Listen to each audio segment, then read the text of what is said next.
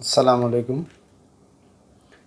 Hello বন্ধুরা, Adobe ফটোশপের আরেকটি নতুন টিউটোরিয়াল নিয়ে এসেছি। আমি এস ওয়াহিদ। তো আমরা অনেক সময় আমাদের এমন কিছু ইমেজ থাকে যেগুলোকে টেক্সচার অ্যাড করতে হয়, অর্থাৎ যে ইমেজগুলো অত্যাধিক ব্লারি এবং স্মুথ, সেই ইমেজগুলোকে যদি আমরা টেক্সচার অ্যাড করি সেক্ষেত্রে সেই ইমেজগুলো অনেকটাই ন্যাচারাল লাগে। তো একটা ন্যাচারাল লুক লাইক পাওয়ার জন্য আমাদের বিভিন্ন টেকনিক অবলম্বন করতে হয়। তো আমি এরকম একটি টিউটোরিয়াল নিয়ে এসেছি, যে টিউটোরিয়ালে দেখাতে চেয়েছি কীভাবে অ্যাডোবি ফটোশপের মাধ্যমে কীভাবে একটি ব্লারি স্ক্রিনকে ন্যাচারাল টেক্সচার অ্যাড করতে হয়। তো চলুন কথা না বেরিয়ে শুরু করা যাক। এর জন্য প্রথমেই আমাদেরকে আমাদের কাঙ্ক্ষিত ইমেজটি সিলেকশন করে নিতে হবে, অর্থাৎ আমরা যে ইমেজটির উপর এই ট্রিক্সটি অ্যাপ্লাই করতে চাই সেই ইমেজটি অবশ্যই ফটোশপে ওপেন করে নিতে হবে। তো আমি আমার পছন্দ মতো একটি ইমেজকে ফটোশপে ওপেন করে নিয়েছি। এখন আমাদের যেটা করতে হবে, সেটা হচ্ছে আমাদের একটা নিউ লেয়ার নিতে হবে এবং এর একটা নাম দিয়ে দিতে পারি আমরা টেক্সচার। যেহেতু আমরা এখানে টেক্সচার অ্যাড করব সেহেতু আমি টেক্সচার নামেই লিখলাম। আপনি যে কোনো নাম লিখতে পারেন বা না লিখলেও চলবে, অসুবিধা নেই। এরপর আমাদের যেটি করতে হবে, চলে যেতে হবে এডিট মেনু থেকে যাব আমরা ফিল থেকে আমরা চলে যাব এই কন্টেন্ট থেকে 50% গ্রে, মোড নর্মাল, অপাসিটি 100%, দেন ওকে। এখন আমাদের এখান থেকে যেটা করতে হবে, মোডটাকে চেঞ্জ করে দিতে হবে। মোডটাকে আমরা ওভারলে করব এবং এটাকে আমরা কনভার্ট টু স্মার্ট অবজেক্ট করব। কনভার্ট টু স্মার্ট অবজেক্ট করলে আমাদের যে সুবিধাটি পাবো সেটি হচ্ছে আমরা এখানে যে ইফেক্টগুলো ইউজ করব সেটা পুনরায় রিইউজ করতে পারবো, অর্থাৎ আমরা বারে আমরা মডিফাই করতে পারবো।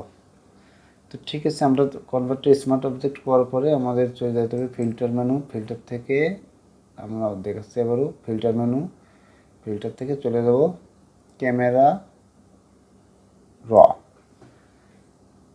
র থেকে আমাদের এখানে যেগুলো অপশন থাকবে, আমাদের অনেকগুলো অপশন থাকবে, একটু মিনিমাইজ করি। এখান থেকে চলে যাব আমরা ইফেক্টস। তো ইফেক্টসে যাওয়ার পর আমরা প্রথমে কিছু গ্রেইন অ্যাড করব। তো আমরা দেখি গ্রেইন কতটুকু লাগে। এরপর আমরা সাইজটা একটু দেখব, রাউন্ডনেসটা বাড়াবো। তো মোটামুটি আমরা চাই রাউন্ডনেস 85, আচ্ছা 90 দিলাম, 19। রাউন্ডনেসটাকে আমরা 90 করে দিলাম এবং সাইজটা মোটামুটি এরূপ রাখলাম। আমি আরও বাড়াইতে পারি, অসুবিধা নেই। এবং গ্রেইনটা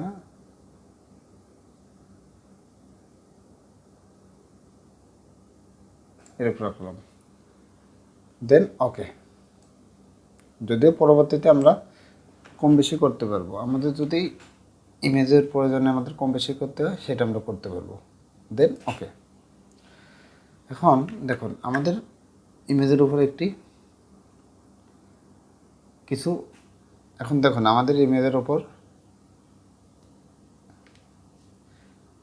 আমাদের কাঙ্ক্ষিত ইমেজের উপর কিছু এক্সট্রা টেক্সচার অ্যাড হয়েছে।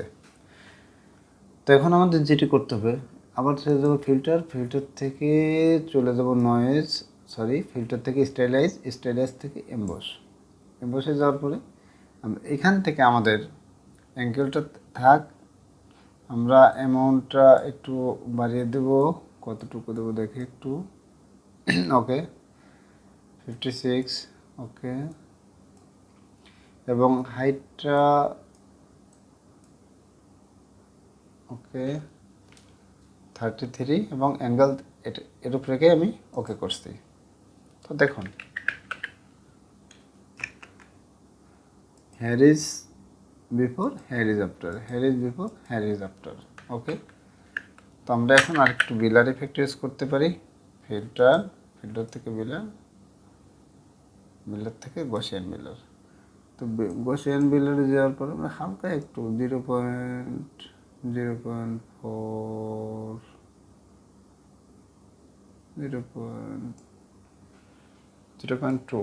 0.2 ইউজ করলাম, দেন ওকে।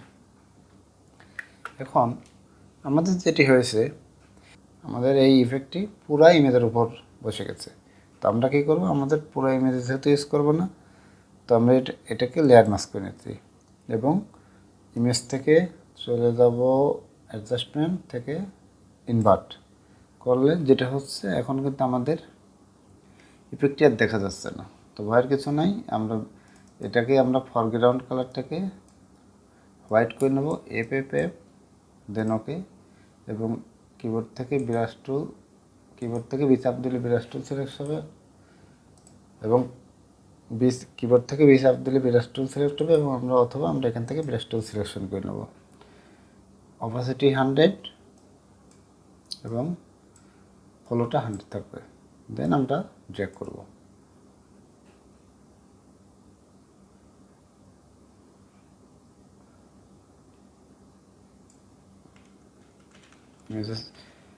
বিরাজ সাইজ ছোটো বড়ো করে নিতে পারি আমরা, ওকে।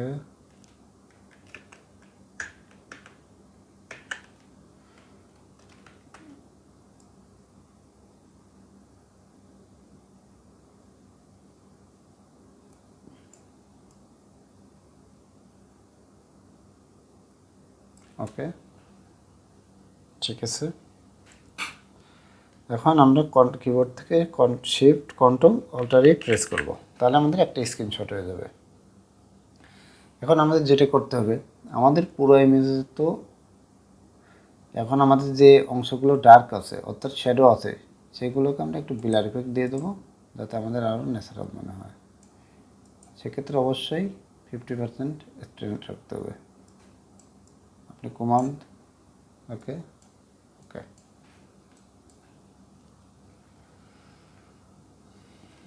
ওকে। এখন আমরা একটি গ্রুপ করে নিচ্ছি, পর্যন্ত আমরা একটি গ্রুপ করে নিই। দেখুন, before after, before after, before after. আজ এ পর্যন্তই, আবারও আপনাদের সঙ্গে কথা হচ্ছে নতুন কোনো টিউটোরিয়াল নিয়ে। সে পর্যন্ত ভালো থাকবেন এবং আমার এই ভিডিওগুলো ভালো লাগলে অবশ্যই লাইক, কমেন্ট, শেয়ার করবেন।